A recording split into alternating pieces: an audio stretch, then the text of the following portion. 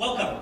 Thank you very much for taking the time to join us today for this very important conversation about business safety and security here in our community.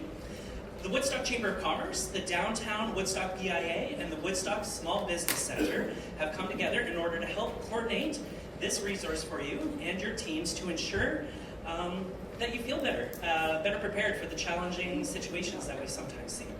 Together, our organizations recognize that running a business comes with many challenges, and safety should never be one of the uncertainties that you face. Whether it's loss prevention, handling difficult situations, or knowing where to turn for support, today's session is designed to equip you with practical strategies and valuable resources to navigate these challenges with confidence. We are honored to be joined by representatives from Woodstock Police Services and Workplace Safety and Prevention Services, who are going to share a bit of their expertise, address common concerns, and provide actionable solutions. We're going to be reviewing a variety of safety topics in areas such as preventing theft and loss in your business, managing interactions with intoxicated individuals, conflict resolution and de-escalation techniques, building connections with local human service agencies, just to name a few. We have also received a number of questions from the community that we will be addressing at the end of the presentation. Should you have any additional questions, we encourage you to submit them to us through the QR code. You're going to see QR code pop up here. You can submit questions at any point. We'll be sure to get back to you with a response. And we're going to open up a Q&A at the end of the presentation as well, too.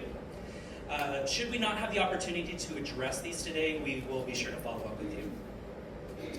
We will be keeping the question intake form open long after this event, so a week from now, if you have any things that you want to ask, you can still contact us.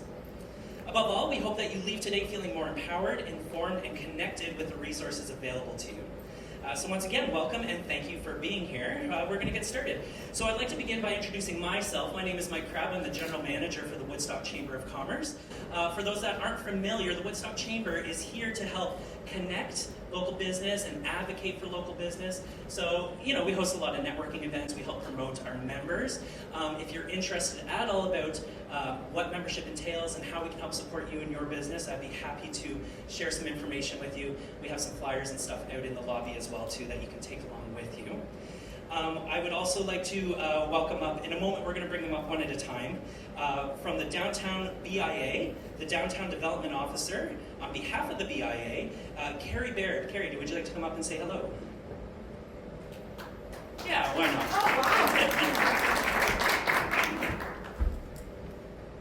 It's like 9 o'clock in the morning. I like this every day. So I am Carrie Baird. I'm the Downtown Development Officer for the City of Woodstock. I'm here on behalf of the Downtown Woodstock BIA. The BIA represents over 235 businesses in the downtown core and about 200 property owners. The BIA is funded through a levy of the property owners, and the goal is to promote and beautify downtown. And we're happy that you're here in our downtown, and hopefully there are postcards outside, so if you'd like to take some with you that explains more about our businesses in the area. So thank you. Excellent, thank you so much, Carrie. As well, our co-host partner, we have the Small Business Center with us. Please welcome up Sean McNamara, the manager. Thank you. Good morning. Just briefly, the Small Business Center is located on the opposite end of this building. We just recently moved. We're here to serve any small business, whether you're a startup, whether you're looking to expand. We're here with coaching, mentoring. We're here with any sort of initiatives that you might be interested in inquiring about. We really are a full service support entity, and we're 100% free. We're funded by the province. So again, we're a resource that a lot of people are starting to find out about. We've been around since 2002. We're trying to do a much better job of promoting ourselves, but again, as a free entity for small business, I strongly encourage you to reach out to us. We won't bite. We are very helpful. We've had a lot of really great success. We might also have a grant program. So again, expanding businesses interested in grants, feel free to reach out as well. So anyways, thank you very much and enjoy the rest of the day. Thank you very much, Sean. So by all means, beyond this event, if you have any questions at all, our three organizations, we do a lot of similar things with our own kind of reach of local business. So if you want to connect more and you want to find ways that we can help support you, let us know. We'd be happy to continue that conversation. So we're going to get started with the presentation. I would like to now introduce Sean Chadwick of Workplace Safety and Prevention Services. Sean and WSPS are here to help Ontario's agriculture, manufacturing, and services workers reach their greatest potential by keeping them safe from workplace-related harms and risks. Let's please welcome Sean Chadwick to share more about the work and provide some much-needed perspective on how to keep our teams, patrons, and ourselves safe.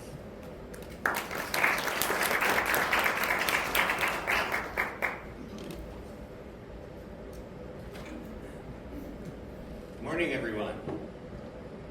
Can everybody hear me okay? Yeah? Okay. All right, so as mentioned, my name is Sean Chadwick, and I am from Workplace Safety and Prevention Services. So today we're going to be talking about a couple different things, and it's a little bit intimidating having the police here to fact check me after, but that's okay.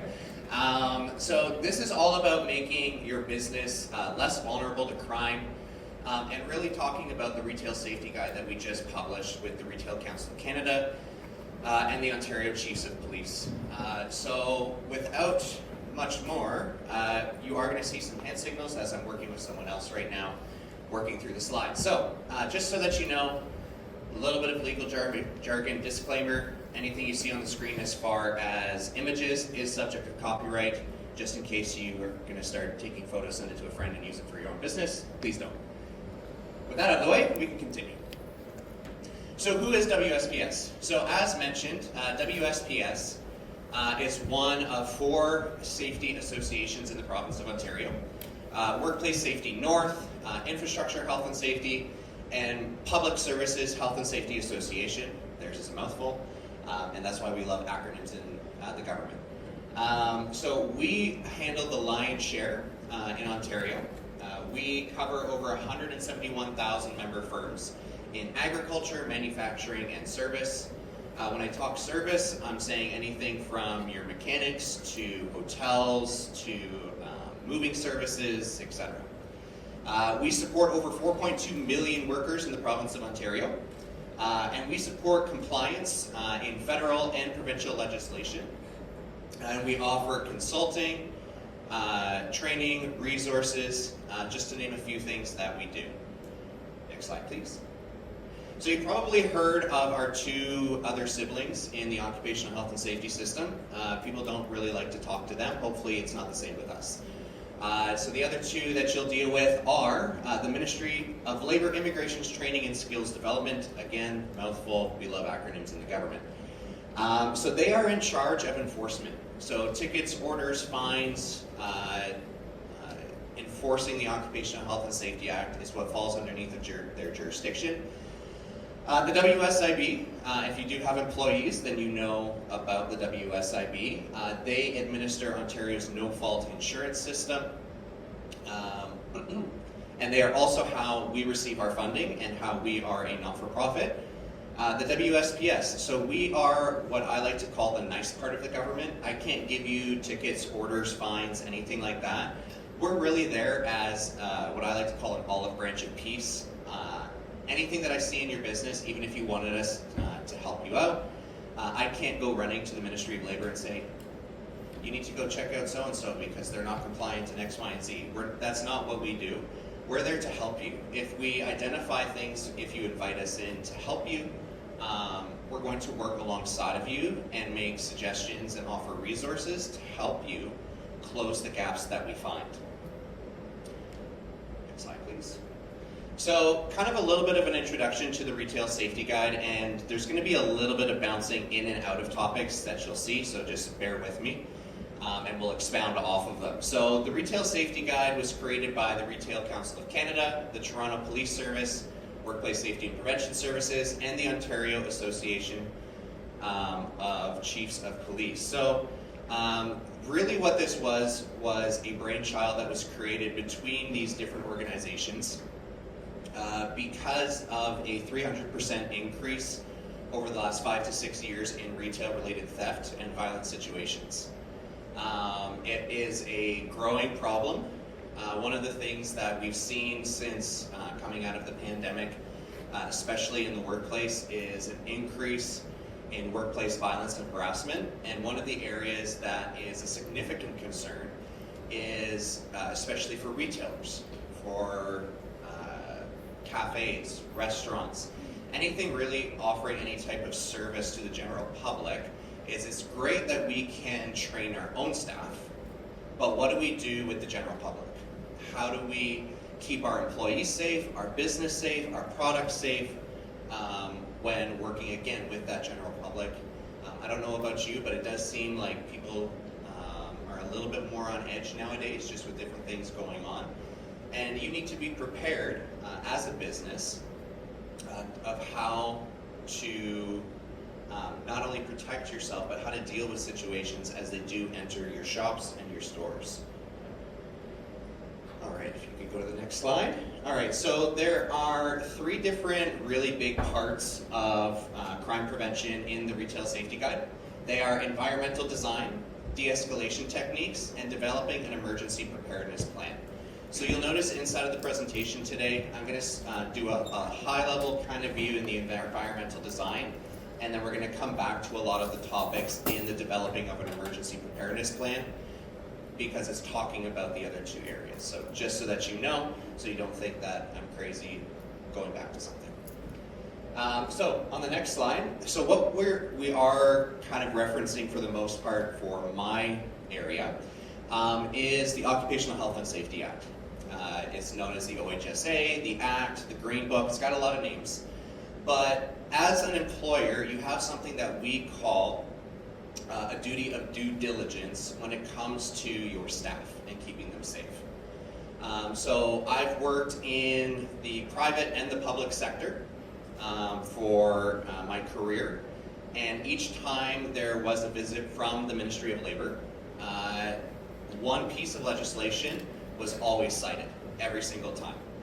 And that was 25(2)H under the Occupational Health and Safety Act, which states an employer must take all precautions reasonable under the circumstances to ensure the safety of the worker. Now, with what I just said, does that sound extremely ambiguous and overarching? Yes, and I got some laughs. Okay, good. Trying to make safety entertaining is not easy. So you're correct if you think that is overarching. So I call it umbrella legislation, that really it is impossible to legislate everything that happens in the province of Ontario when we're talking about occupational health and safety. It would be impossible to write legislation for how each individual task, job, store is supposed to be run.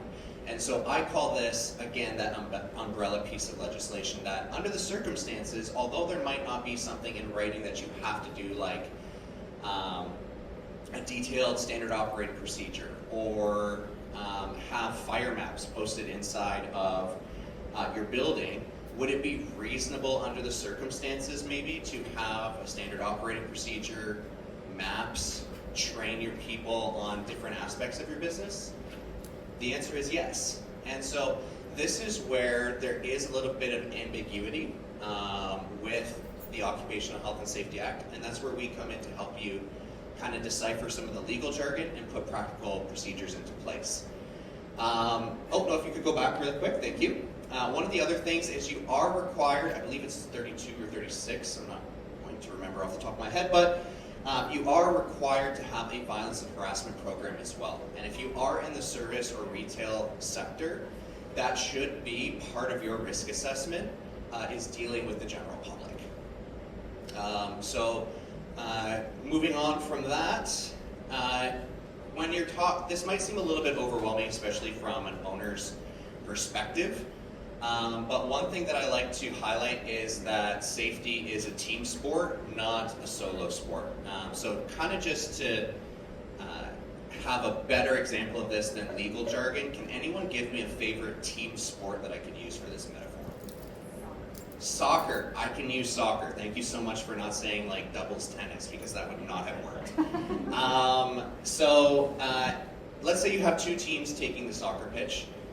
One team decides, let's send out our goaltender, our defense, our midfielders, our forwards, etc., coaching staff, everything. And then the other team decides, you know what, goalkeeper. I mean, it's his job to keep goals out of our own net. It's in his job title. I mean, it's his job. Let's just send him out. Which team's going to succeed? Obviously, the first one that sent out their fully staffed team. Now, this might seem extremely ridiculous, but I have seen this time and time again in my career when it comes to health and safety. People send out only the supervisor to take care of health and safety. They rely solely on the workers' compliance.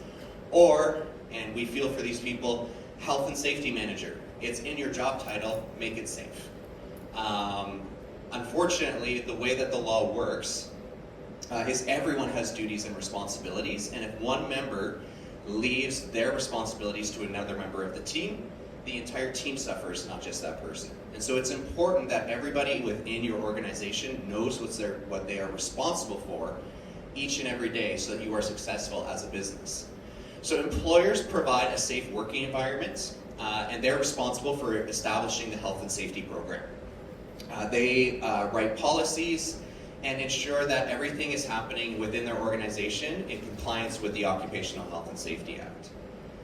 As far as supervisors, they monitor, communicate, and enforce programs and policies set out by the employer.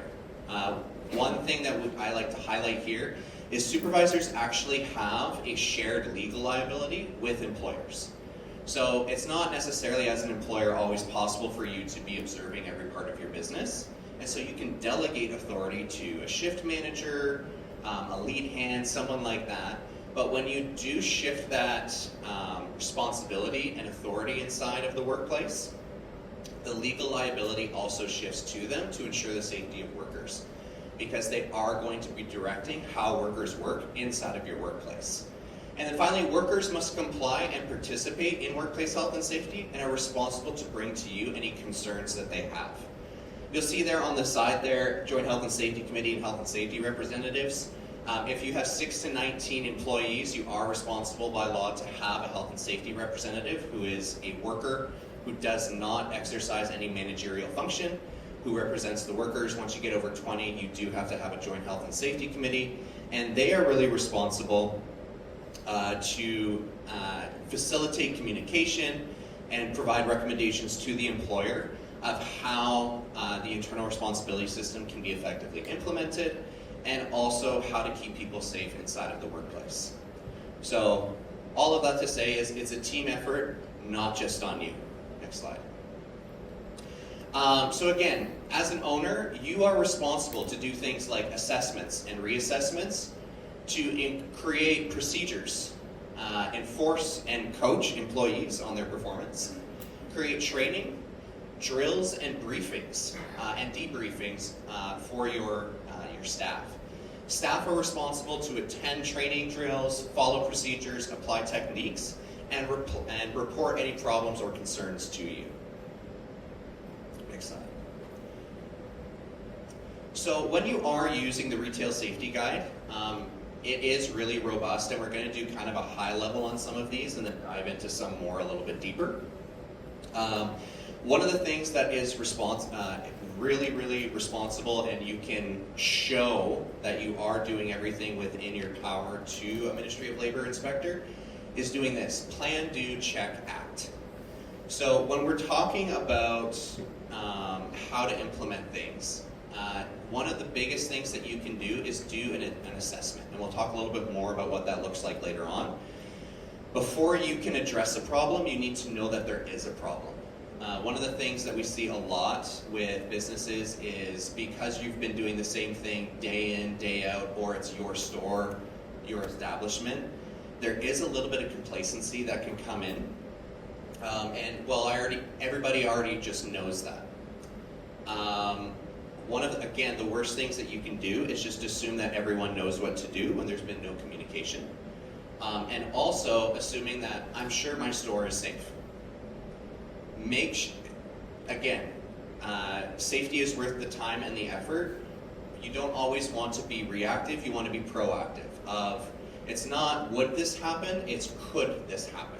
And we want to make sure that in the event that something does happen, that we are prepared.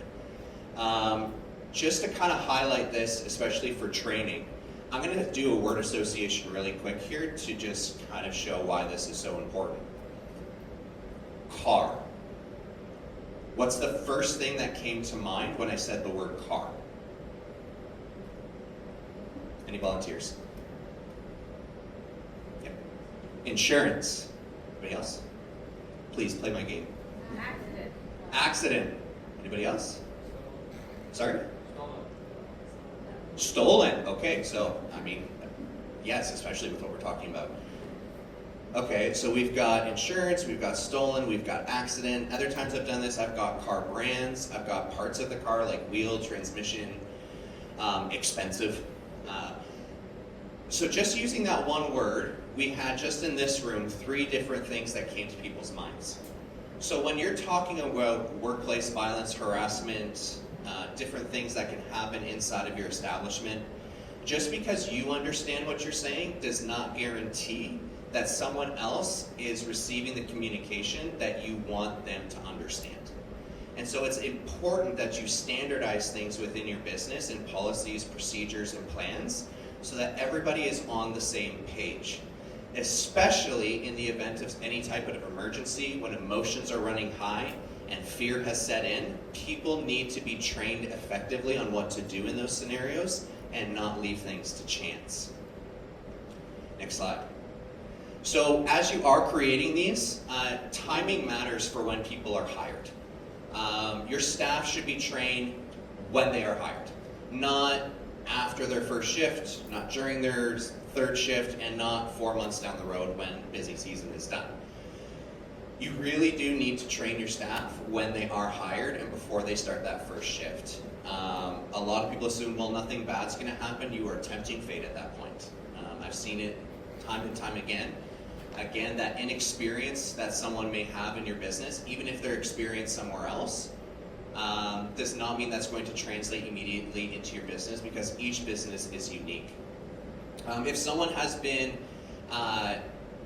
absent from your business or is a rehire, that's another time that you should be retraining and refreshing. So let's say, for example, someone goes off on maternity or paternal leave. Maybe you hired them just for seasonal purposes during the spring and the summer. If they are returning to your workplace after, we usually say if it's more than 3 months, they should be getting retrained and just having a refresher on your policies and procedures. Before exposing to hazards. So there would be nothing worse than to train someone who handles cash on what to do in the event of a robbery as the robbery is happening. Okay? So we want to make sure that people know what to do before the event happens. We're really, really efficient and understand this when it comes to things like fire drills, fire safety. We need to now train ourselves to think the same way when it comes to retail safety as well, that we use the same type of level of precaution. Refreshers to maintain competence. And as well, when a contract starts, or if you're using a temp worker, again, you want to make sure that someone who's new to your environment gets all the training and information they need so that, again, everybody is on the same page. Next slide, please. Oh, no, go back. Thank you. So, how also matters. Just sometimes in class, like we're doing right now, totally sufficient. Especially if it's like we have to do women's training, you'll never do any type of chemical use or handling, but we still need to use it. We still need to train you in accordance with the Act. Something like this is perfect.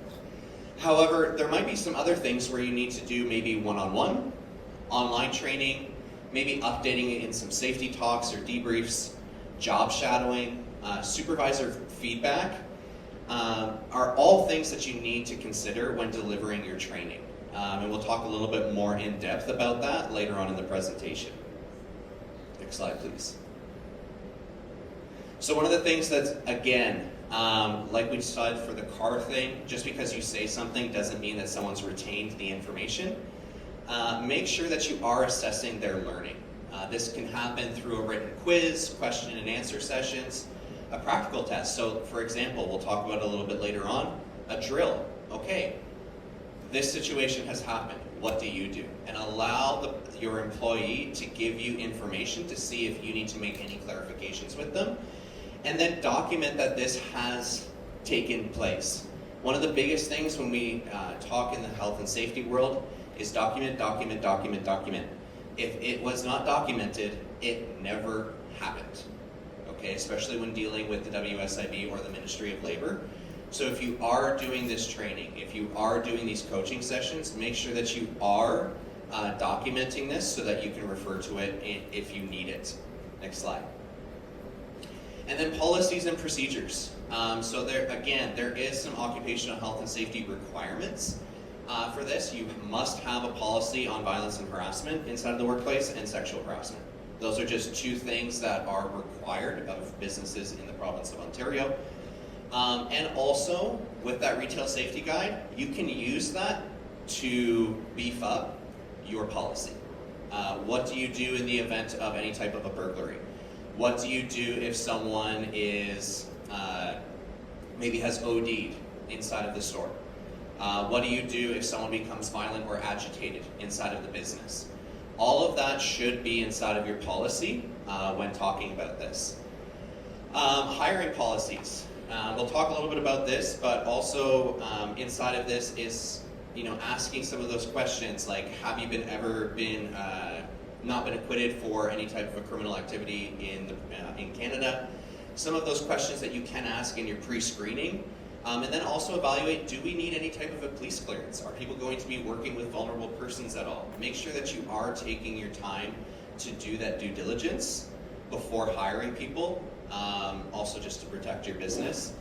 And then assigning specific individuals for risk assessments. One of the biggest errors that we see is that only the owner of a business is doing your safety checks, is doing your assessments, things like that. Your employees, after a while, will begin to potentially know things that you don't know about your own business. So it's important to also include them in any type of assessment, risk assessment, or policy building that you are doing to get their input. And again, the more people have input into a policy or a procedure, doesn't mean you have to take all of their advice, but if they are being consulted on it, people are more likely to go along with their ideas, or if they have had a say in how the policy was implemented. All right, next slide. So now we're going to get into the nitty-gritty. So one of the things that should especially be in your violence and harassment policy is this, especially if you are in retail, if you are in the restaurant business, if you are in any type of a, again, service provider, this should be in your policy, is de-escalation techniques. Next slide. Also, types of incidents that this could be applied to, an abusive person, shoplifter, suspicious individuals, or an intoxicated person. Next slide. All right, so when we are talking about implementing this inside of your policies, inside of your documentation, one of the things that you need to train your staff on is early warning signs. If someone does become hostile, threatening, and then assaultive. Things usually don't happen immediately going to assaultive. There's usually some sort of buildup getting to that point. And so that time of buildup, we can actually use as an opportunity to de-escalate the situation to the best of our ability and giving our staff the chance that they need to avoid any type of a violent situation. So the first thing that we're going to train people on is early warning signs. Next slide. So if someone does start to become agitated inside of your business, this is one of the first things really that you should be training your staff, and this is where I get nervous because I'm going to get fact-checked by crisis experts after. Yay. So what this could look like is if someone starts to fidget. You can already sense that there is some tension. Maybe there's some escalation even in the type of vocabulary that's being used. Emotions are starting to run high a little bit. Someone is tapping on a table. Pacing. I mean, I've been pacing this stage, so as you can see, that's a sign of anxiety. Crossed arms, dismissive communication, rude language. These are all signs that this could start to escalate. Someone feels like they are not being heard, and they're not going to get what they need or what they want in this moment, and they're starting to pivot into behaviors to get what they need or want. So appropriate responses in this is active listening. How can I help you?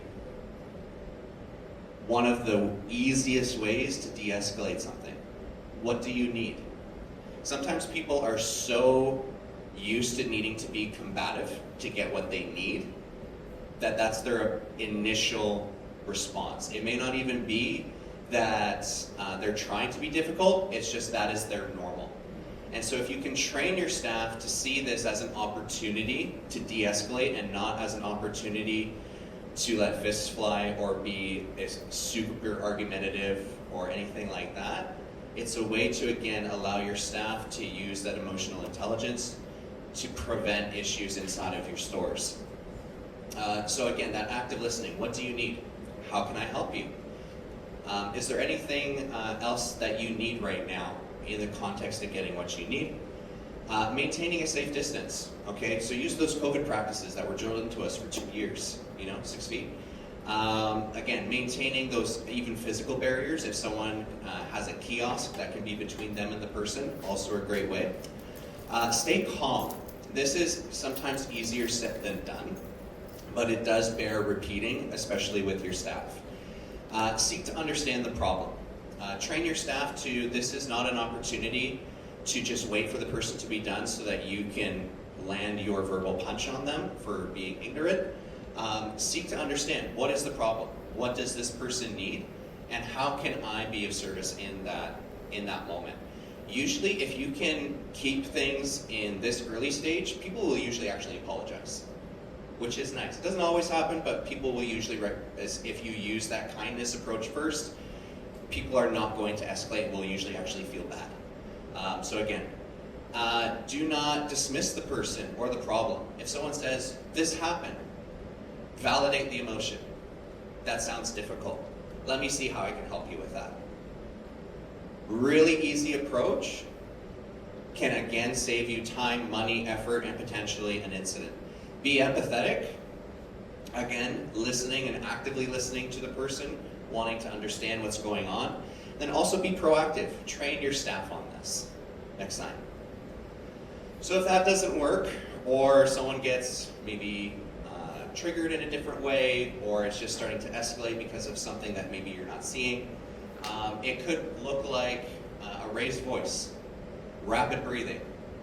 Their face is starting to redden or distort, scoffing, being rude or offensive in their language, cursing, their tone of voice has changed, and they're starting to assault you verbally in name calling. Again, one of the biggest things is safe distance. You never want to get into someone's face in this. You want to maintain those physical boundaries.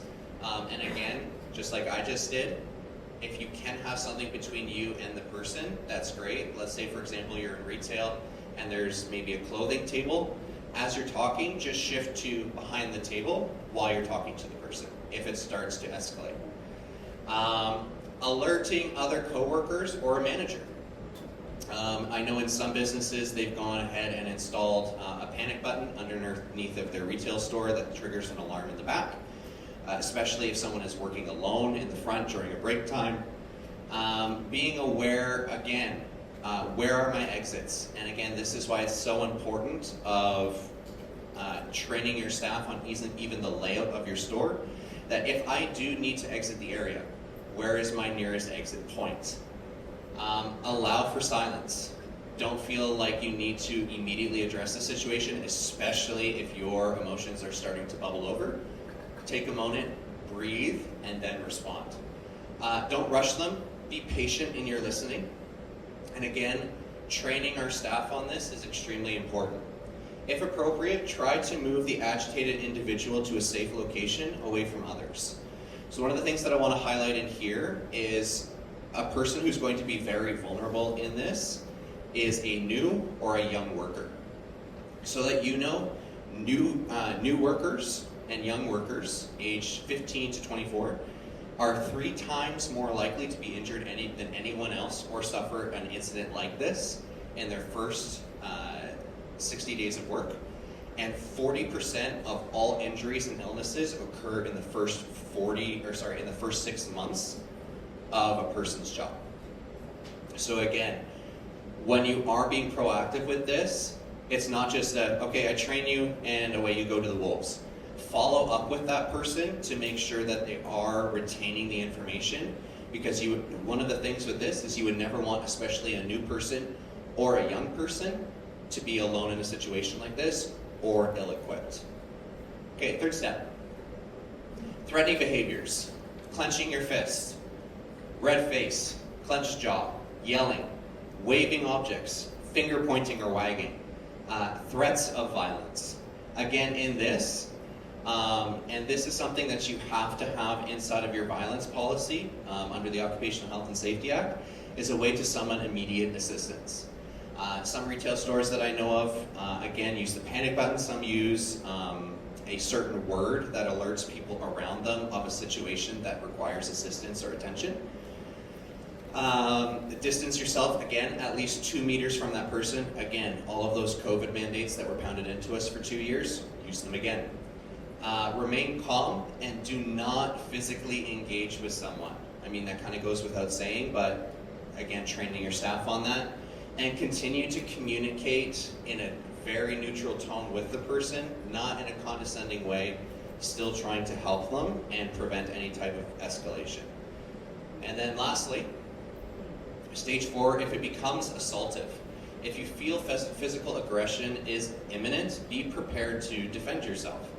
It is not within the scope of this course to cover physical intervention techniques. However, if your job has been identified for high risk for something like this, additional training may be necessary. Some of the areas for this might be PSWs, people who are attending to someone who might have some sort of mental impairment, things like that may require additional training for what do I do if someone does become aggressive. And having those techniques, that's not necessarily going to be always reasonable. In the case of retail, obviously, we never want it to get to this point. But how do I, how do I remove myself from the situation? How do I get immediate assistance? What is my exit strategy? And what do I do if there is assault? What do I do if there is a weapon inside of the workplace? What do I do if this person has escalated to this point? All of that should be in your training with your staff. Continuing. So again, talking about the other areas of this, especially if someone is maybe under the influence of some sort of substance, experiencing a mental health crisis, you need to have things in place to address those types of emergencies. Next slide.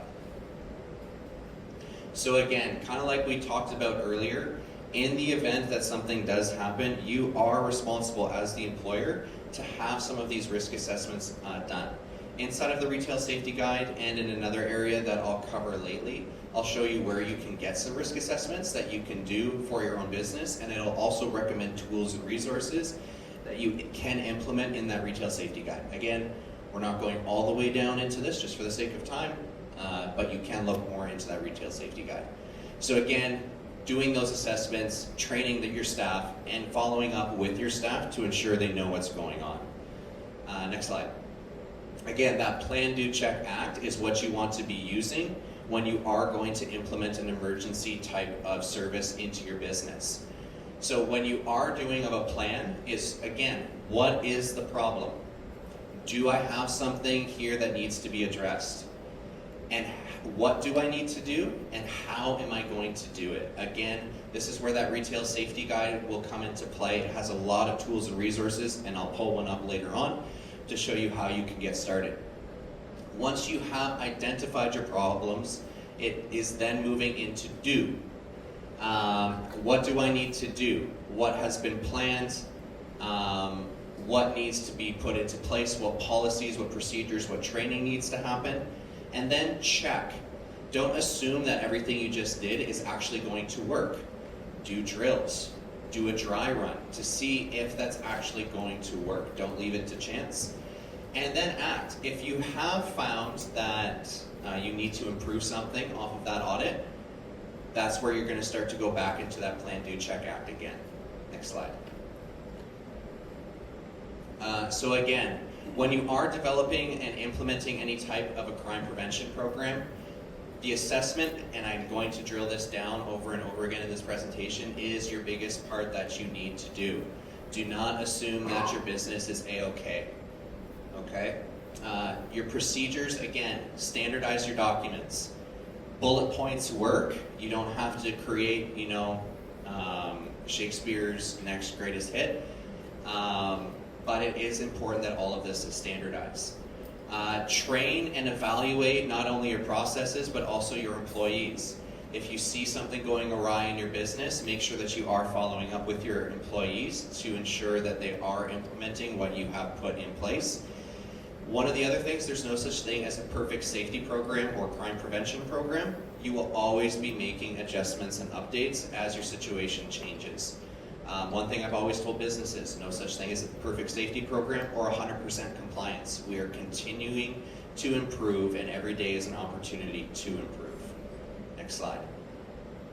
So when you are implementing this inside of your business, there's a couple different ways that you can go about this through natural surveillance, natural access control, and territorial reinforcement. Natural surveillance focuses on designing your spaces to maximize visibility, and observation by removing obstructions, improving lighting, and putting things in strategic places so that it can be in the surveillance of cameras, so that employees and customers can feel safer knowing that their surroundings are easily observable. Natural access controls involves controlling the movement of people within a space, and to create a perception of a risk for potential offenders. Elements such as a well-defined entrance and exit, fencing, landscaping can all deter criminal activity. Territorial reinforcement means that you're promoting a sense of ownership amongst employees. So when I said earlier about including them in your processes, getting their input as you're implementing things, that will give them a sense of ownership over your business to ensure the safety not only of your business, but also your customers. Next slide.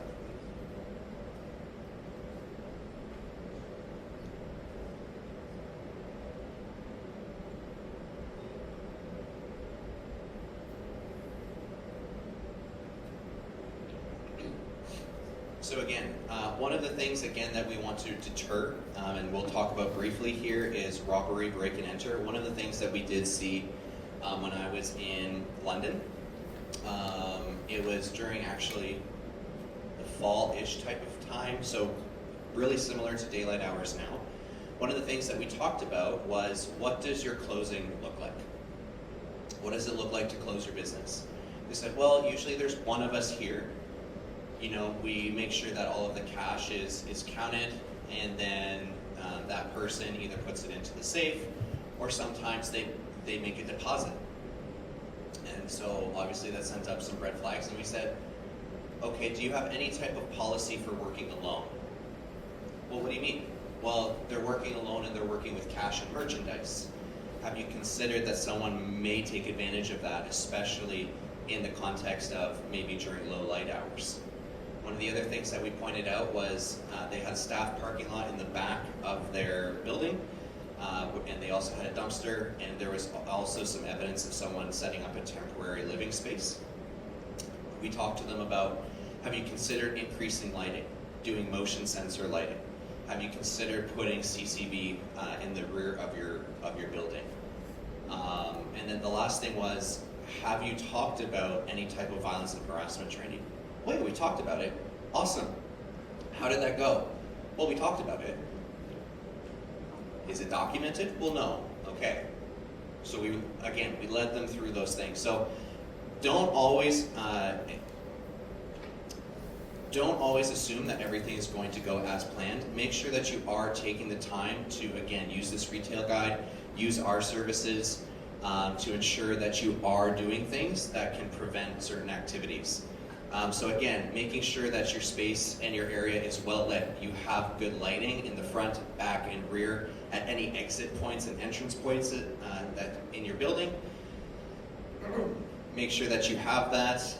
Also installing security systems, using a time-delayed safe, and placing decos even on your windows of, hey, smile for the camera, you're being recorded. Those can all be ways that you can prevent and deter criminal activity from happening in your space. Also ensure that there's no items around your building that can help gain access into your building, especially if you're maybe two-storied and there's ladders sitting on the side of your building. Make sure that you are maintaining a clear area in all of your exits and entrances, and assign individuals at the end of day to ensure that all windows and doors and exit and entrance points are locked at the end of each day. Don't leave it to chance that just someone is going to know that they're responsible to do that. Train your staff, show them how to do it, walk them through it, and audit the process to make sure that you're not having any gaps. And then again, assign regular checks of lights or your security system. If you have a health and safety representative, assign that to them as part of their monthly safety checks of your workplace. Next slide. Shoplifting and suspicious individuals. With shoplifting, displays are more expensive, items further away into the store. So don't put the expensive stuff up front, put it deeper into the store. Kind of like using the special silverware for only special occasions and not your everyday eating. Same type of thing. Locking away high valuables. So especially if you have high valuable electronics or anything like that, put a lock on it or maybe behind glass and saying, if you require any assistance for these purchases, please see a staff member. Again, just a really easy way to even just prevent that type of a situation. Keep storefront windows clear and from obstructions to permit informal surveillance. So again, if I am creating blind spots inside of my business from the way that I'm setting up my retail, or if I have an overcrowded storefront, I'm asking for problems, especially if my staff can't even see things or if things are blocked from my CCB. So those are also things that you want to check to make sure that there is adequate surveillance inside of your establishment.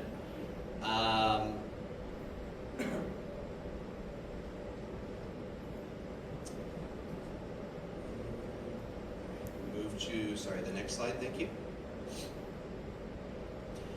Again, one thing that you want to do, especially with the resources that are in the guide, is to identify all of these potential situations. And what is the formal plan that I'm going to implement and train my staff on? And when you have trained your staff, do drills. So when I worked in retail, one of the things that we did was before the busy season, especially at Christmas, is we had all of the staff assume their roles in the store, and we had one of the staff members come in and start to be the suspicious person.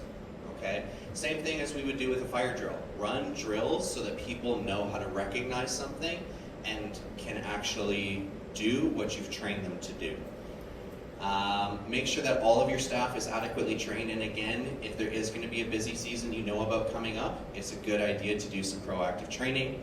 And again, if there is any type of a situation where we're going to have an incident, make sure that you are debriefing, letting your staff know that something has happened, and conducting interviews of what was your experience for this and how can we do better in the future. Use those situations of how, again, to always be growing in your safety procedures. Next slide. So again, some of your preparedness plans, you should be identifying clearly all of your evacuation points. How to evacuate your area in the event that there is any type of a person that is, again, getting to that fourth stage of aggression. Emergency points, and also points where you're going to gather outside. Also, in the event that there is a violent situation, you do need to identify inside of your store what's called a safe zone. that people can do an internal evacuation as well if need be. Especially if there was any type of a weapon or a violent situation or an altercation, do you have the means of exit for your staff? If there is a lockdown, how do I need to leave the area? Do I need to hide? How do I defend myself in the event that there is any type of an escalating situation? In the event of an active attacker, again, what are we going to do? Is an individual actively engaged in attempting to harm one of our staff? And in most cases, if there is any type of a firearm, what are we going to do? Training your staff on those. Again, in the event of a robbery, a break or enter, suspicious package, a bomb threat, all of these are integrated inside of that retail safety guide with tools and resources that you can use to keep your staff safe. Next slide, please.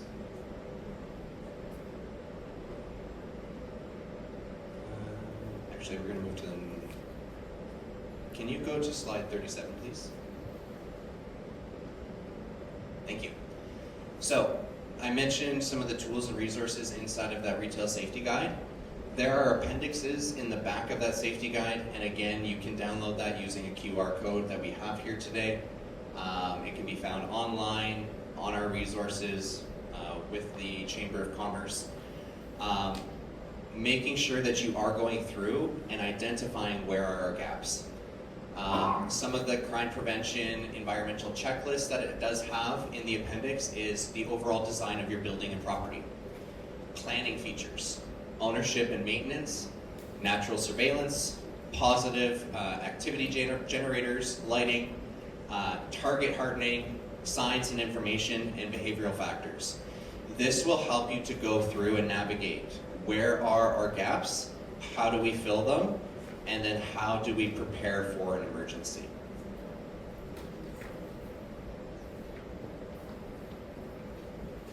All right.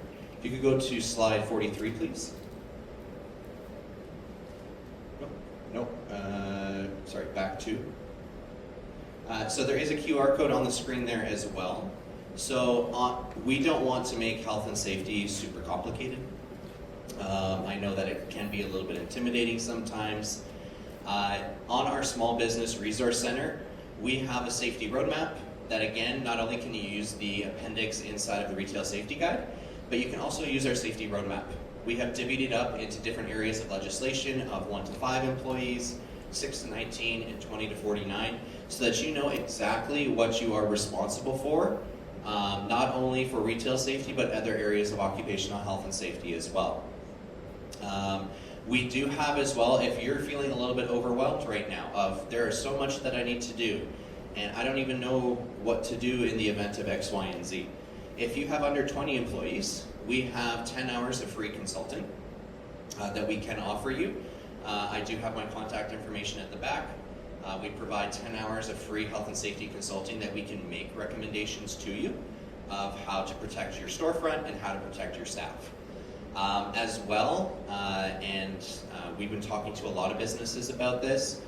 If you are going to start implementing some of this in your business, we do also have the WSIB Excellence Program, where you can get rebated up to 200% of your WSIB premiums for putting this into play in your business. So if you've identified, you know what, we could really use an upgraded CCTV system, but we don't have the finances for it, implementing some of this into your business will give you that cash flow that you need.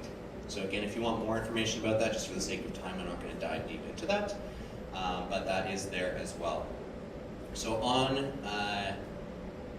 one of the things that's nice about this is even if you do identify gaps, next slide please, we have an entire treasure trove of documents and resources so that you don't have to reinvent the wheel. So hazard assessments, risk assessments that I just talked about throughout this presentation, and how to do that plan, do, check, act. We have forms ready to go to assess your business and make sure that you are compliant, but your staff is also going to be prepared in the event of any type of a potentially dangerous situation.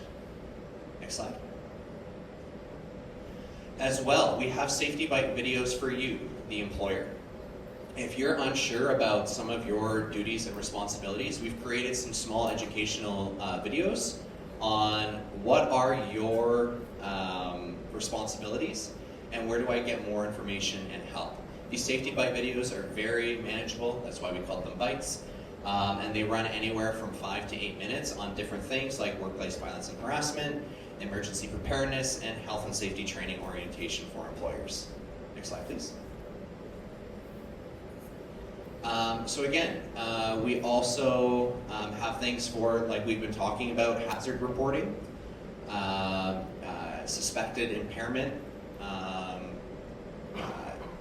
shoplifting, things like that, forms that you need to document things. We already have them created. You don't have to recreate the wheel. Please pirate our resources and make them your own. Okay, next slide. We'll move into this later. Yeah. Next slide. Next slide, just because of time. So again, thank you. If you do need, you're realizing, you know what, we don't have a workplace violence and harassment program, we have an entire program pretty much ready for you to go and use. Every document you can use, the policies, all of that information. As you can see on the screen, there's some blanks there. All you have to do is fill out your business's name, information, contact information, and you have a completely compliant policy that you can train your staff on. Next slide. We do also offer training. Some of this does have a cost related to it. We do situational awareness and de-escalation training, workplace violence and harassment prevention, and also workplace violence and harassment training. That can go anywhere from, as you can see there, the workplace violence and harassment training is about $40, and it goes up to about $200. Next slide. So again, that retail safety guide is going to be your retail safety Bible, essentially. Inside of those appendices, again, that's where you're going to want to make sure that you are reviewing. It's going to have everything you need for, again, incident reporting tools, hazard assessments, retail crime prevention, and making sure that your business is hardened in the event of any type of criminal activity. Next slide. Also, we talk about this all the time. If you've enjoyed my sounding voice, and even if you haven't, we do talk about all of what we have talked about today. We also talk about any changes in legislation that have come up inside of the province. We talk about hot topic issues, and these podcasts run anywhere from 13 minutes to 30 minutes. Again, very manageable, and you can find them anywhere that you find your podcasts.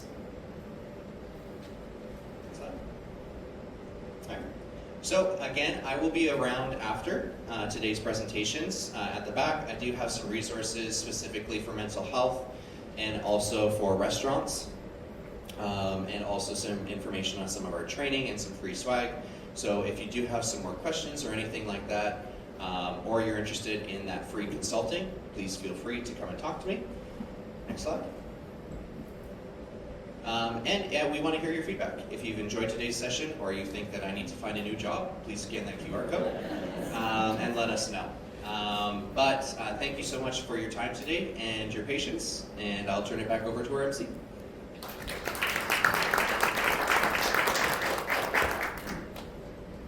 That's excellent. Once again, please give Sean a round of applause. Incredible knowledge.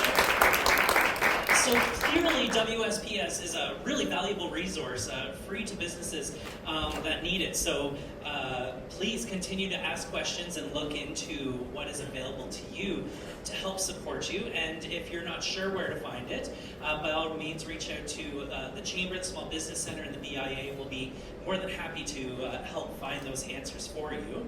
I'm sure there's some questions that might have come up.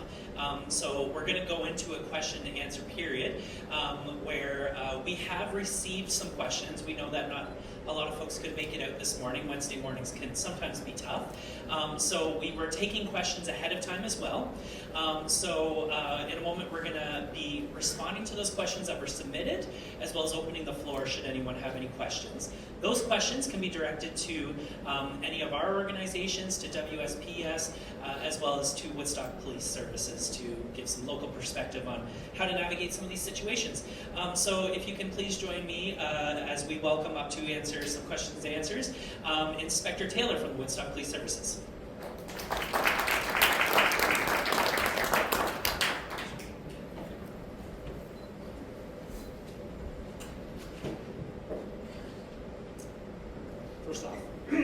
First off, I would thank you both for having us here and giving us the opportunity to answer any questions. Just a little bit of a quick introduction for myself. My name is Inspector Jamie Taylor.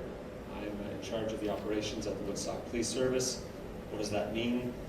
Basically, it means that I ensure that we provide adequate and effective policing to our community in the city of Woodstock. Areas that I oversee are the emergency response unit, our day-to-day general patrol, calls for service, criminal investigations, community response unit, our K-9 program, and some administrative things. I'm here with Sergeant Wright. Sergeant Wright's a member of our emergency response unit. You can tell by his fancy outfit there. He's also the supervisor in our community response unit.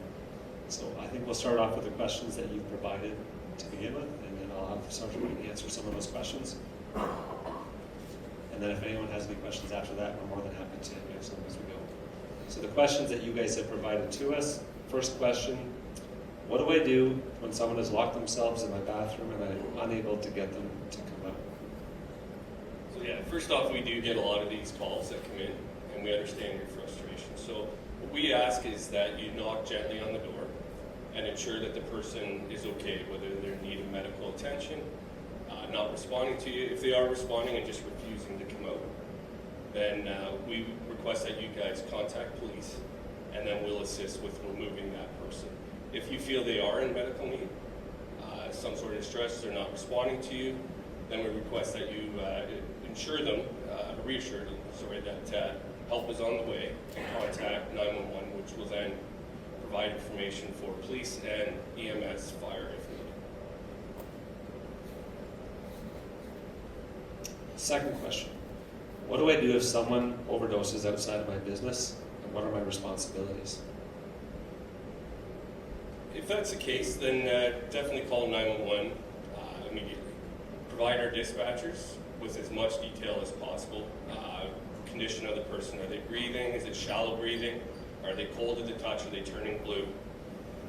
Remain with that person at all times while staying on the phone with our dispatchers, providing further information, because all the information you provide to our dispatchers gets relayed to police, fire, and ambulance. If you're trained in Narcan and have Narcan available, administer it. Keep in mind the risk for yourself for sharps, exposure to different kinds of narcotics. But most important too is remain with that person, as well as provide the address of the business. Sometimes there's all these new businesses that pop up, and we might not be familiar with the business name, but we know the address. Third question, what do I do if someone attempts to rob my business? First off, your safety is paramount. Don't put yourself in danger. Don't try to, apprehend the individual. Comply with their demands. With that, like I said, it's just keeping yourself at a safe distance, as Sean was saying. And if you can also do so, is provide as much detail, like when the person's standing, physical descriptors, whether it's clothing, scars, tattoos, facial hair, size. Some businesses are equipped with the tape measure on the door for height. And again, comply with them. The sooner you give them what they want, they're going to leave your business. Direction to travel. So if they're leaving on foot, bike, a vehicle, provide that to police. Call 911 as soon as it's safe to do so. If there's an emergency panic button, hit that as long as you're safe to do so. We don't want to put anybody in danger. We don't suggest running after somebody after they've robbed you. And then once 911, police are going to be there really quick, okay? And then try not to touch anything. We know, like, people, you get panicked and you want to move stuff, check money.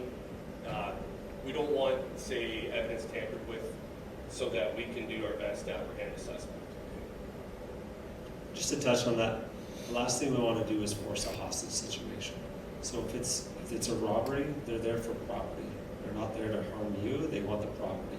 Give them the property, let the police, the experts, look after arresting the suspect. And we don't want to force a hostage because it's all about public safety.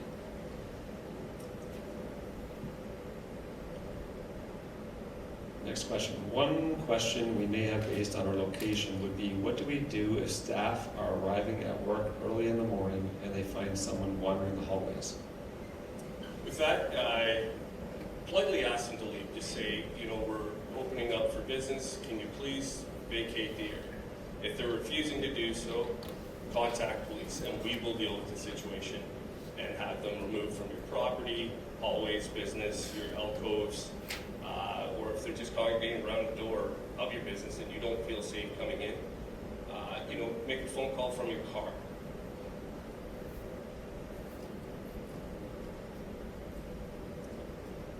What do I do to protect myself or my staff from someone who is high or abusive or harassing? Again, with that is your safety is paramount.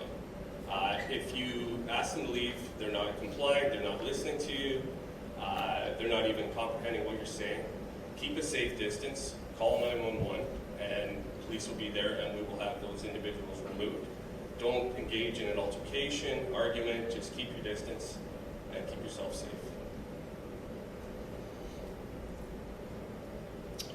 What is harassment?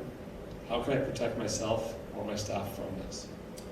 Harassment involves unwanted actions that cause distress, fear, or harm.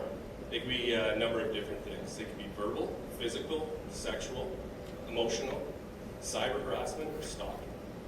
So if you feel that you fall into any of these categories, you can definitely report it to your supervisor, manager, business owner, as well as police. If it's another employee or just a customer that keeps coming in, tell them that their actions, whether through words, touch, is unwelcome. And again, report it to police so that we can investigate and whether it warrants criminal charges, warnings, and follow your policy. Are we allowed to do a citizen's arrest if we have the steps? Or will 911 be the best choice for these types of situations? So 911 and calling police will definitely be your best solution to the problem. Yes, under section 494 of the criminal code, if you find someone committing a criminal offense, then you can do a citizen's arrest. You got to keep in mind, you can only use as much force as necessary. Don't feel it's appropriate for people to do and put yourself in danger. I mean, we're paid to do this, so call police, and we will assist with that. Yeah, and there's a caveat to that. It's also that you believe it's not feasible for the police to actually make that arrest. So if you believe the police can do that arrest, like Sergeant White said, let us do the arrest.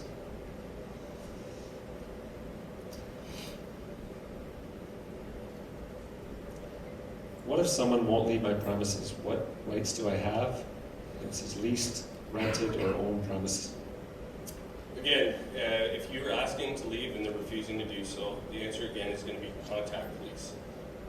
That is our job. We will come and under your direction have that individual removed. If you want a verbal, written trespass notice to your business, we can assist you with that and stand by and then have that person removed from your property.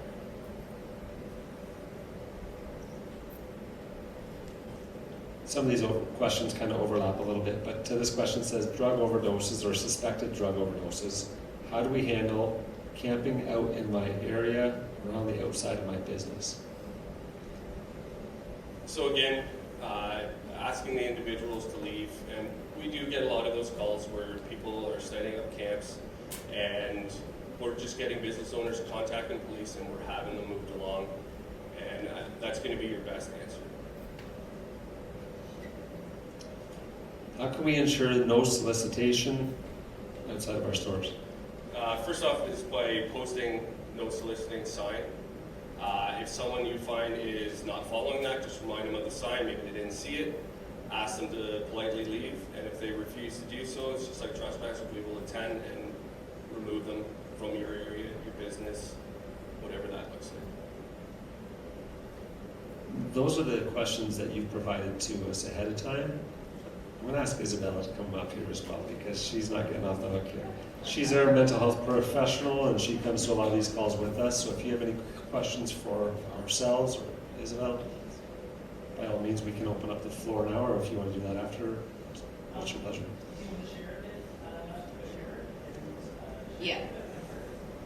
Yeah, so I'm a member of the MHEART team, which stands for Mental Health Engagement and Response. We work with Woodstock Police and do a lot of proactive work, and that's some of the questions that you're talking about, or that have been asked about drug use, like suspicious person, unwanted persons.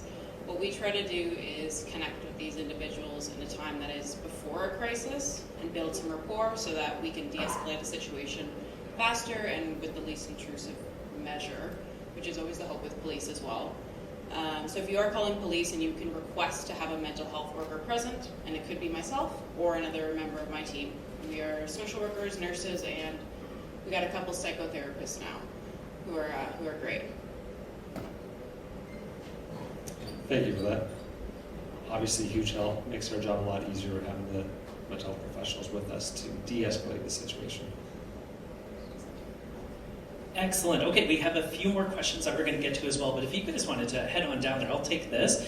And I'm going to answer a couple more questions that were pre-submitted before we open the floor.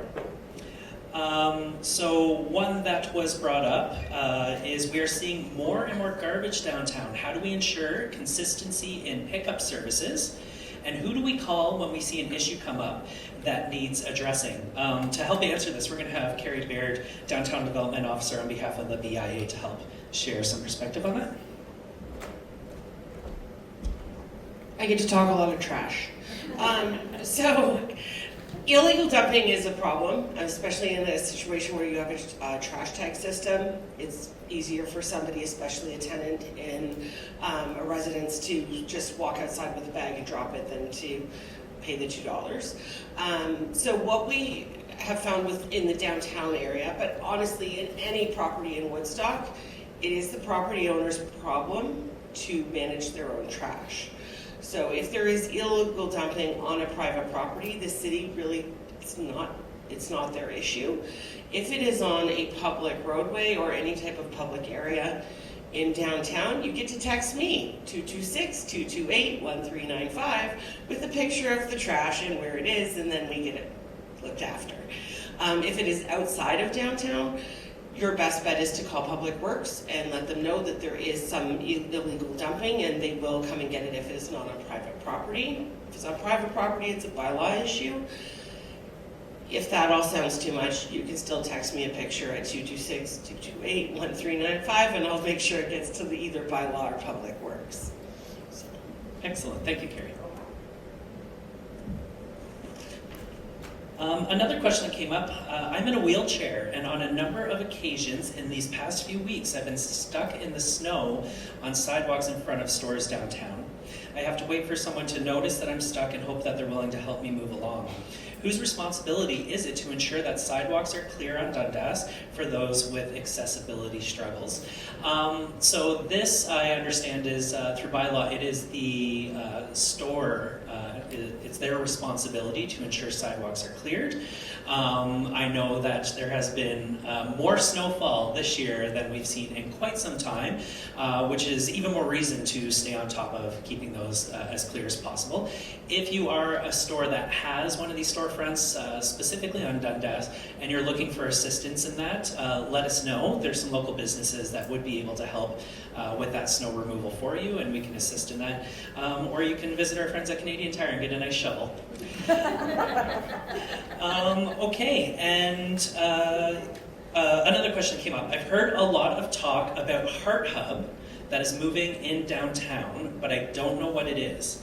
Can you tell us what this is and why it's good for downtown? I've reached out to our friends at the Woodstock Hospital to share some perspective on this program. And give me one sec.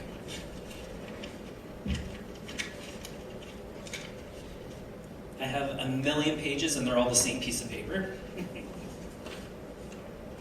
Okay, so this is what the Woodstock Hospital shared with us. On January 27th, the Ministry of Health approved the Oxford Homelessness and Addiction Recovery Treatment Center, HUB, a joint application submitted by the Oxford Ontario Health Team, Woodstock Hospital, and multiple community partners. The term Heart Hub is somewhat misleading as it's not a single facility or organization. It is a coordinated network of community partners coming together to provide individuals with wraparound care and support services, including, but not limited to, outreach services, residential treatment, transitional housing, and access to mental health and addiction support or programs. They do have a frequently asked questions link that we can certainly get to you if you wanted to read more on that. Woodstock Hospital's Board of Trust and senior team had the strategic vision to purchase 16 Graham Street as a critical component of the Oxford Heart Hub model of care. The Wellness Center will include approximately 60 dedicated mental health and addiction treatment beds. The Wellness Center will also enable some of the mental health and addiction service providers to co-locate under one roof, further strengthening an integrated care model. It will be staffed 24/7 by dedicated healthcare professionals, including mental health nurses, social workers, peer support workers, therapists, and psychiatrists. This location was chosen for several reasons, including its proximity to transportation services, its proximity to community partners involved in the Oxford Heart Hub model of care, and the existing infrastructure, which will help with effective repurposing. This is a very exciting initiative for the Woodstock and Oxford County because we are filling critical gaps in services. For the first time, the region will have dedicated treatment and recovery beds. Also, the collaborative nature of this project will support wraparound care for individuals helping to achieve long-term stability. If anyone has questions, you can email them to info@woodstockhospital.ca. As well, check out the website woodstockhospital.ca/heart-hub. That's not right. woodstockhospital.ca/oxford-heart-hub-initiative. So that's a little bit of information on that. They will, as they continue to put plans into place, there will certainly be more community resources and information available in regards to those. So that concludes kind of the pre-submitted questions. By all means, like I said, there's the code right there. You can continue to send your questions after today. But I would like to now open up the floor. Does anybody have any questions for any of our organizations or the police services? And by all means, do you want to come? You don't have to come up on the stage. Shout it out for us. My question is for employee staff. Do you suspect an employee is stealing from you? Are you able to go into their bags? Are you able to go into their lockers to look for the items, or should you use contact?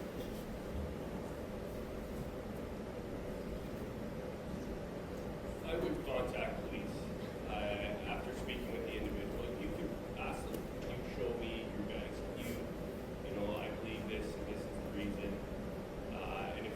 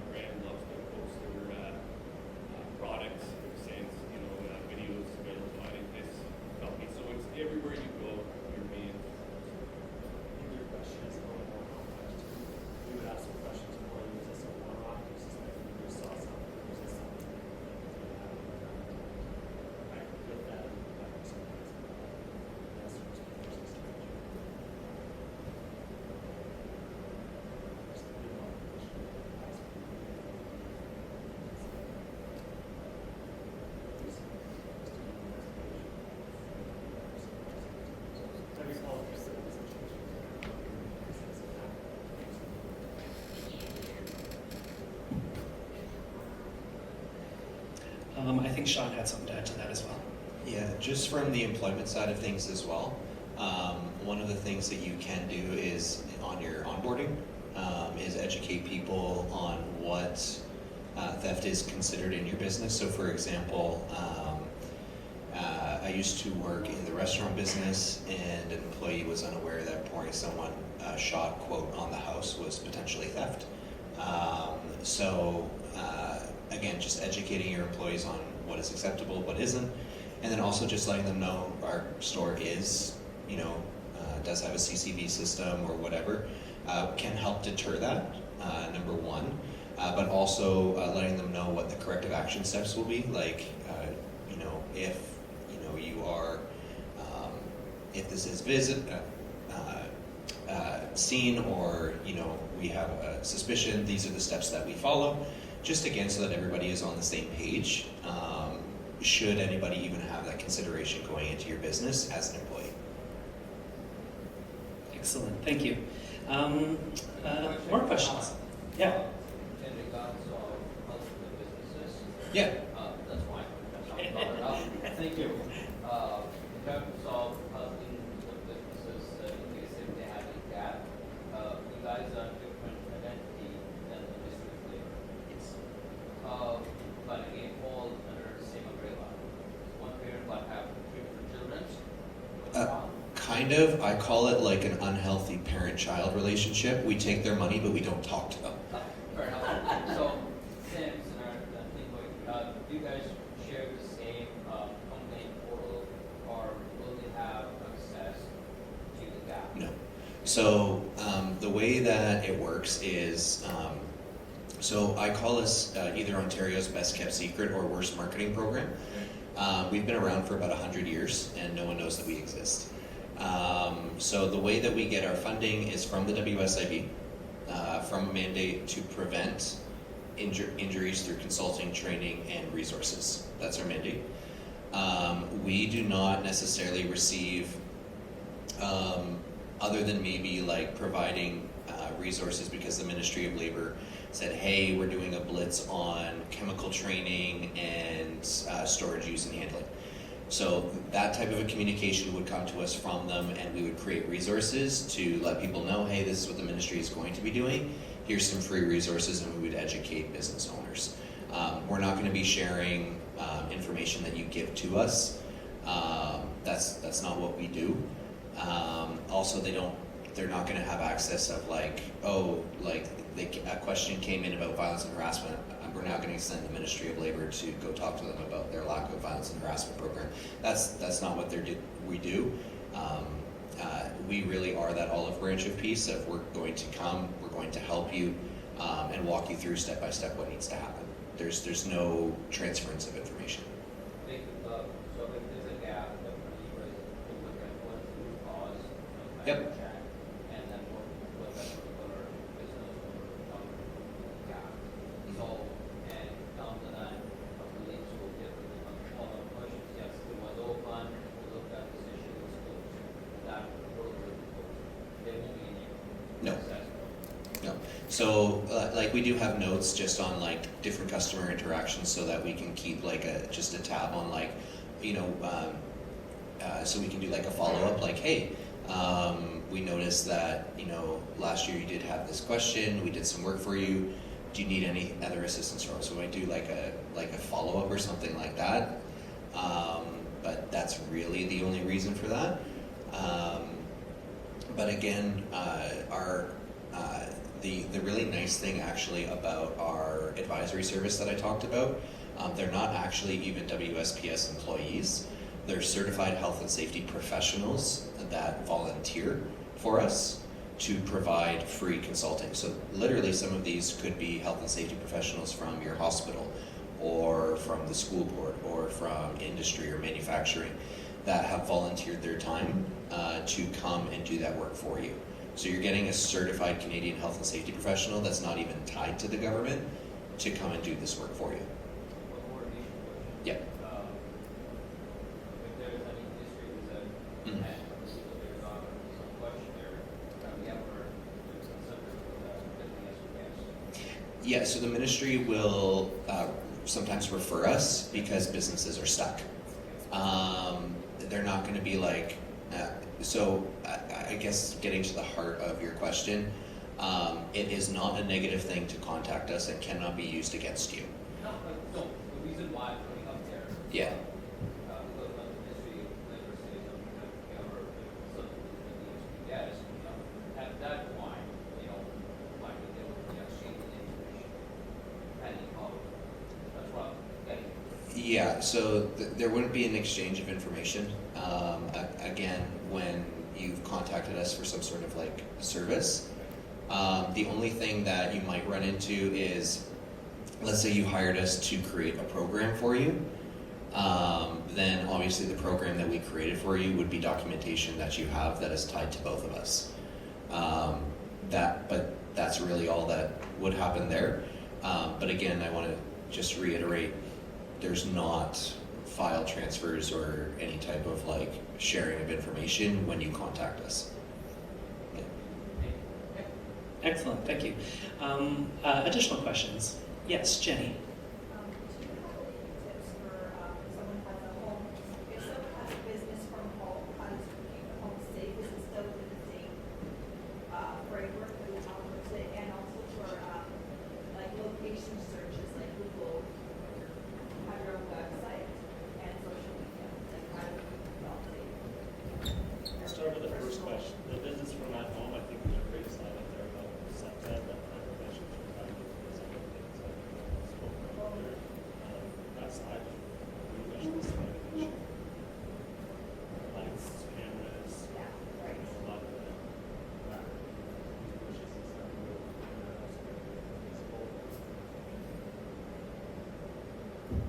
Excellent. Did that get your answer, Jenny? Yeah, and then the second part was the social media part, like Google always, like whenever you create a website, they always say where to put your address, right? So when like my family's there, like what I have my address right now, but I've heard different versions of that. Check with the website that you're referring to. It's a trusted website.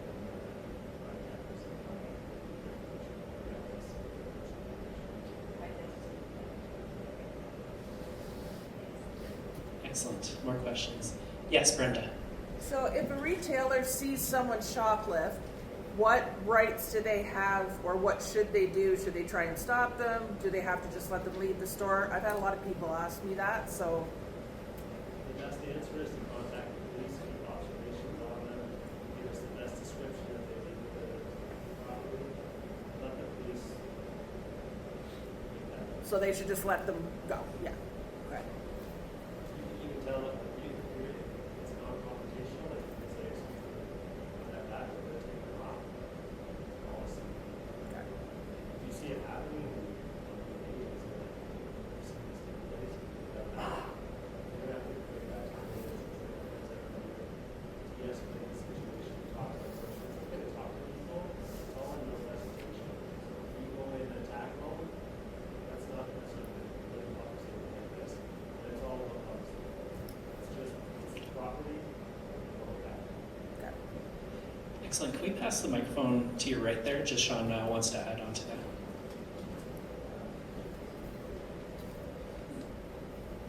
Check 1, 2. There we go. One of the things that I do just want to mention with that as well, if you were to, again, like was mentioned with the citizen's arrest, of technically, yes, under some circumstances, but one thing I just wanted to do from the occupational health and safety standpoint, you are responsible for the well-being and safety of all of your employees. So let's say, for example, that you trained them to do a citizen's arrest or anything like that, and they get hurt or worse in the process of that, the Ministry of Labor is going to be asking some very pointed questions around that. Because again, it's, as has been said, public safety, and from the occupational health and safety aspect side of things, is also, again, your employee safety is paramount when talking about liability as well, and also the fact that just public safety and human care. So. Okay. More questions? Kim? This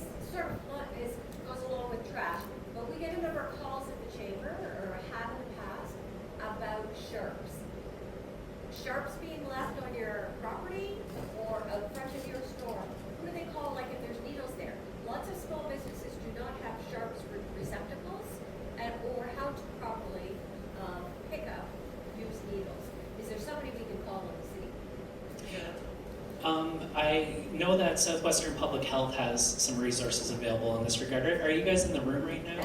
Would you be willing to share a little bit about that? Is that okay, or can we talk to you and share resources after the fact? Sean's going to bring you up the microphone. Thanks, Sean. Yeah, sharps are always a hot button topic. Definitely we would like to know where they're being found. It is the property owner's responsibility. We do have sharps retrieval kits at Public Health where we can teach you how to use them, and we're downstairs after so we could show you. Sharps can be picked up safely. It's like picking up a piece of glass as long as you're careful and know what you're doing.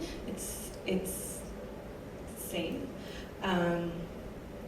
But I also understand the fear and the anxiety about it.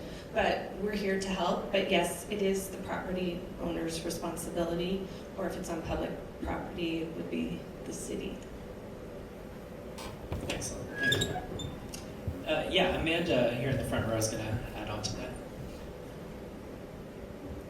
So there is a sharps retrieval program that does happen sometimes on Tuesdays through CMHA and Regional HIV/AIDS, so RHAC out of London.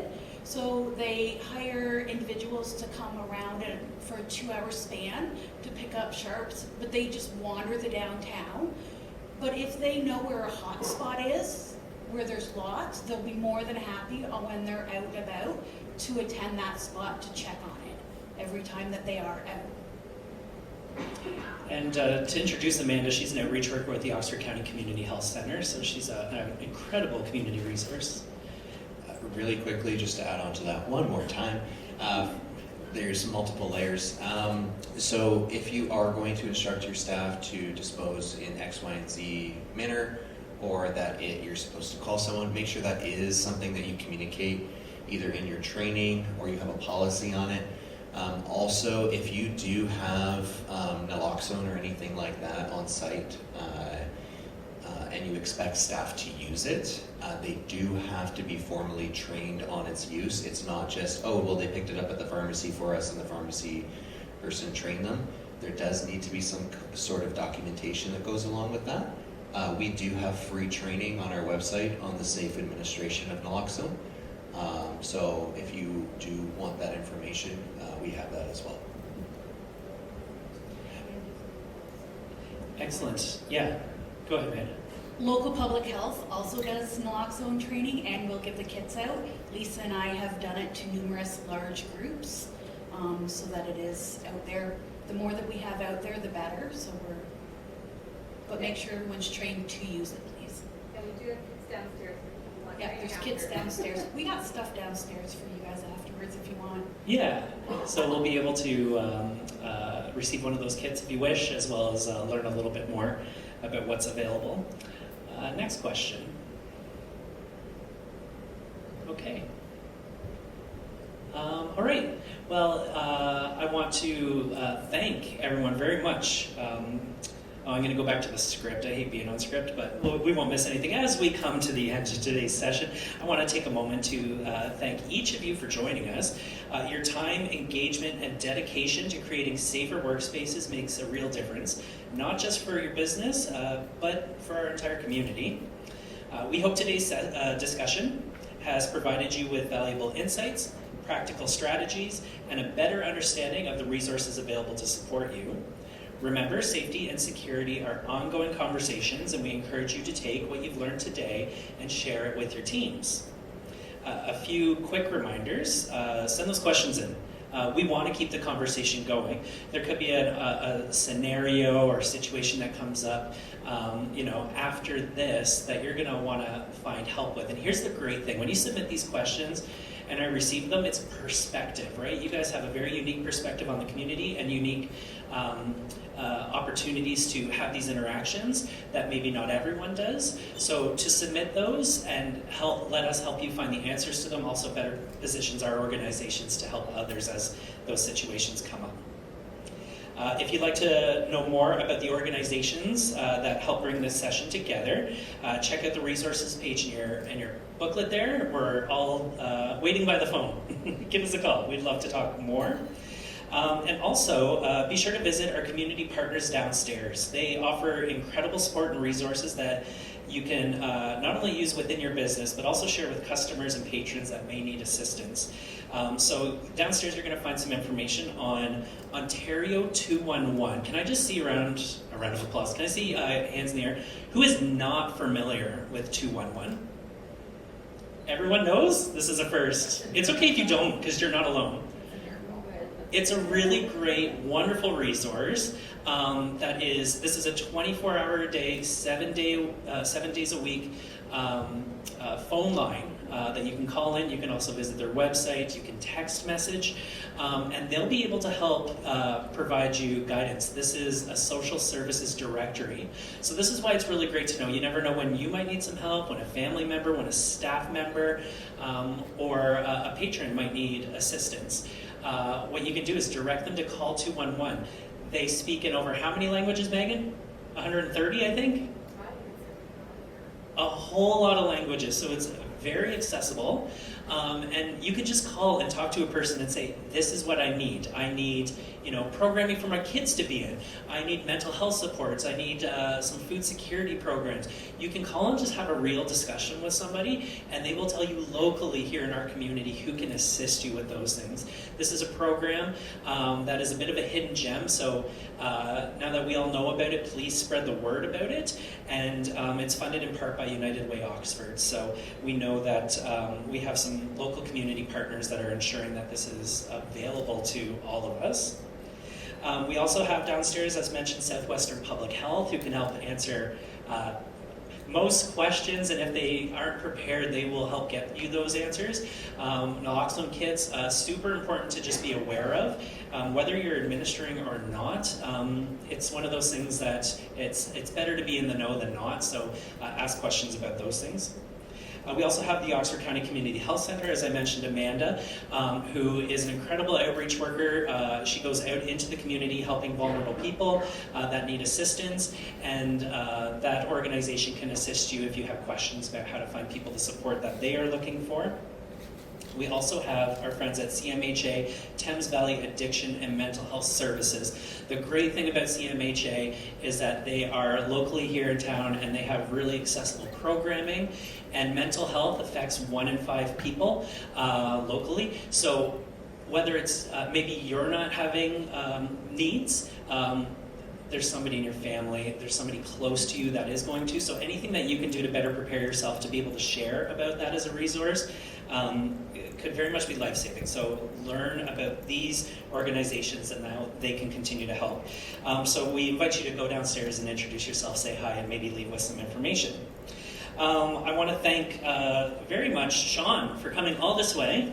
And again, thank you all for being a part of this conversation and commitment to building safer businesses and community.